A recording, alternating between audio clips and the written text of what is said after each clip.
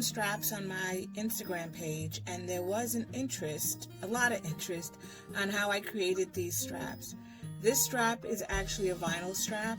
I will be doing a separate video on how to use quilting cotton, but this video will be focused on how to create a strap where it shows two different color vinyls, and when you look at it from the top, it gives you an accent piece a little bit to the side. So let's talk about the materials for this strap. So the first thing you're going to need is a type of adhesive, some way of bonding or gluing the strap together. So I'm going to give you two suggestions. You can use either one. One way to do it would be to use a beacon or any type of fabric tack. This you can normally pick up at your hobby store. When using this, I recommend that you not do an entire strip of glue, but rather you just dot it along the edges. So we'll talk about that and how we apply that a little bit later. The other suggestion I have for you is to use double-sided tape. So this is double-sided tape. It's 1/8 of an inch wide, so it comes in different widths. This one happens to be 1/8 of an inch wide. This is the one that I prefer for straps because it's easy to keep out of that stitch line, and you don't have to really worry too much about it showing through at any point. So 1/8 of an inch. This one I actually get off of Amazon, and it comes in 2-pack rolls. So those are the two types of adhesive that I'm recommending today. Something else that you should have on hand is what's known as clips, and there were 3 different types of clips I will show you. So the first clip is a common type. It's known as a wonder clip in the sewing community, and then there's this clip which you can pick up at any beauty supply store. It's what they use for pin curls. And then you can also use binding clips if you have any of those around, and these you can pick up at Staples or any office supply store or Target. So you should have some clips on hand. You're also going to need some type of cutting tool. So if you have a rotary cutter, you need a rotary cutter and a cutting board. You can use a scissor, and I also like to have a pair of snips on hand just to be able to cut those little ends that I have after sewing. So you need some type of cutting tool. You can measure it out with your scissor and cut it, or you can use a rotary cutter and a cutting board. You will also need a spool of thread. So your thread should complement, or if you want a contrasting thread, it should be the thread that you want to use to sew your project together. You're going to need 2 pieces of vinyl. So these are 2 pieces of vinyl. You're going to need 1 piece of vinyl, which is cut 2 inches wide. So the width of the vinyl will be 2 inches to whatever length you want your strap to be. I'm going to do a wristlet today. So I cut my wristlet strap at 12 inches long by 2 inches wide. As an estimate, and this is just a rough estimate, if you are doing a handbag fixed strap, it's anywhere between 27 and 29 inches long. If you are doing a crossbody or adjustable strap, you can do anywhere between 50, 60, and I've even seen up to 70 inches long. And similar for like a backpack. So those are just rough measurements. You're also going to need your contrasting vinyl. In this case, I'm using this black vinyl. Your vinyl will be unfinished at the edges, so over here it will be unfinished. I'm using a vinyl where the backing is a black because I do not want my edges to show. This vinyl is red, but the backing itself is white. So if I use this on top, I would see a white edge because of the color of the backing. You can always paint over it if you want, but I've decided to use one where it's the least amount of work, and because it's black, you won't see it because it's unfinished. Okay. The last thing you're going to need is a ruler. So you need a ruler to be able to measure the width of your fabric and to cut it. And there's one extra piece that's optional.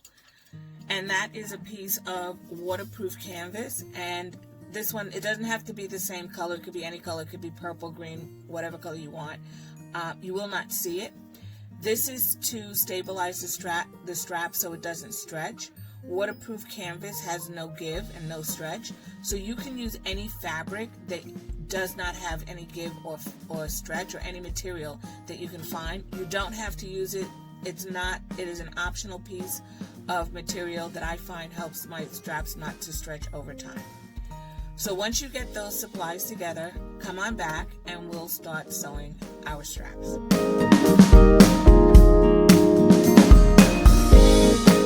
Hi, welcome back. So now we're getting ready to prepare the straps. Your first strap should measure 2 inches wide, and the second piece should measure 3/4 of an inch. You're going to flip your 2-inch strap over to the back, and we will be drawing a center line. You will need your ruler and some type of marking tool. You will measure in 1 inch from your edge, and you will draw that line down the middle. It should be drawn the full length of your strap. My strap is 12 inches, so I only need to draw a 12-inch line. Of course, if yours is longer, you will continue on the full length. Next, what we will need is our waterproof canvas or non-stretching fabric if you've chosen to use one. You will then put glue, and I would recommend little dots of glue along the center of the strap, or you may use double-sided tape like I have done here. Once again, this strip will help to reduce the stretch on the strap as it's used over time. You can see that I've exposed a double-sided tape, and now I will lay it on top of that center line.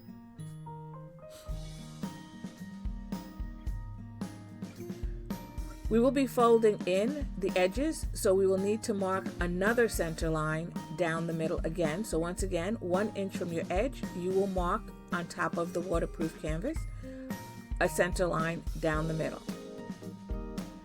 I've already prepared my strap by adding double-sided tape to both long edges, and we will be folding these in to meet that line that we just drew. So first, what we're going to need to do is peel off the double-sided tape off of just one side of your strap. We're going to take the long end, not the short end, and we will be folding it in to meet the line that we just drew. So we're going to fold it in the full length of the strap. You may add clips if they help to keep it down. I recommend that you do not leave your clips on overnight, as they could cause indents on your vinyl.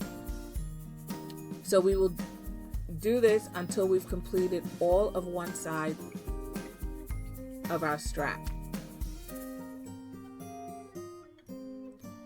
Once that is complete, you will then rotate your strap and do the same on the other long edge. So peeling back the backing off of the double-sided tape, I will then take one edge or the opposite edge and put it right up to. So you're going to abut it up to. Do not leave a gap. You'll notice that the clip that I'm using goes the full length, which I really like, but the other types of clips will not, so you may need to use more clips. You may need to use them on both sides, one and the other. These clips, like I said, go the full length, which is one of the things I like about them, besides the fact that they're actually a light hold clip and they're easy to slide off of your material when you're sewing. So I'm going to continue to the full length of my strap, making sure that all this side meets the middle. And then when I'm done, this is what it should look like. On the back, if you measure it, you should have now a 1-inch strap. I'm going to lay it flat with the seam exposed, and I'm now going to get my 3/4 of an inch strip, which will be my overlay vinyl that I will be laying on top of my main piece. I'm going to apply double-sided tape down the center, which keeps it out of the seam line. If you're using glue, do the same thing. Remember, use little dots. Once you've prepared the 3/4 of an inch piece of vinyl, you will then lay it on top of, right down the middle of that main vinyl that we just prepared. So initially, when you're putting it on, it doesn't have to be perfect because it's not permanent, so you can readjust as you're laying it on to get it down the middle. You can eyeball this. Nobody's going to be looking or measuring, but the 3/4 of an inch, if you do that, you can just put it right on there. There was no measuring. You don't have to go back and measure the edges. Now it's complete. On the front and on the back, it's plain.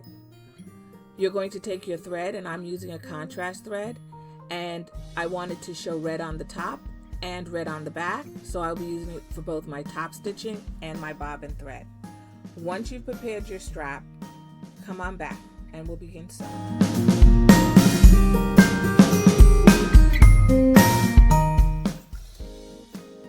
So welcome back. We're going to begin sewing our strap. So you should have cut out everything. You should have it prepped and ready to go. What we're going to do is we're going to sew 1/8 of an inch seam, and we're going to sew it on top of the black. So we're going to go in from the edge of the black 1/8 of an inch, and we're going to sew a line going straight down. Once we're done, we're going to sew across the bottom. So when we get to the bottom, we're going to just sew across, and then we're going to come back up the other side. We're then going to sew across that other side to complete, it'll be a long rectangle. So it's up one side, across the bottom, down the other side, and back across. At 1/8 inch seam allowance.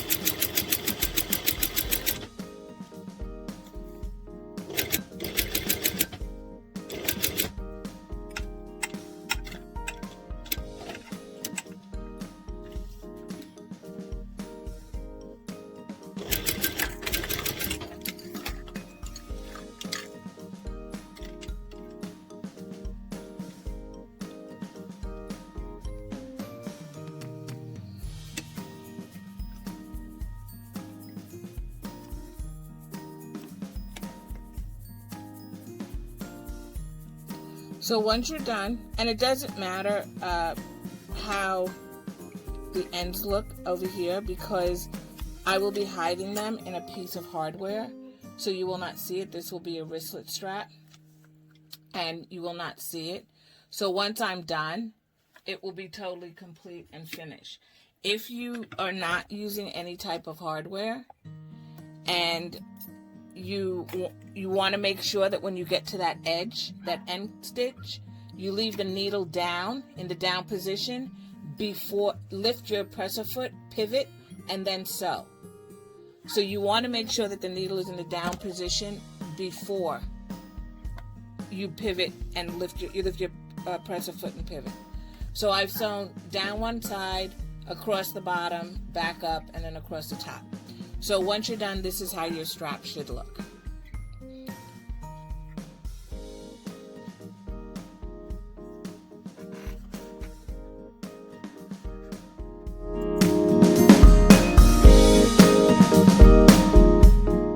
Our overlay strap is now complete.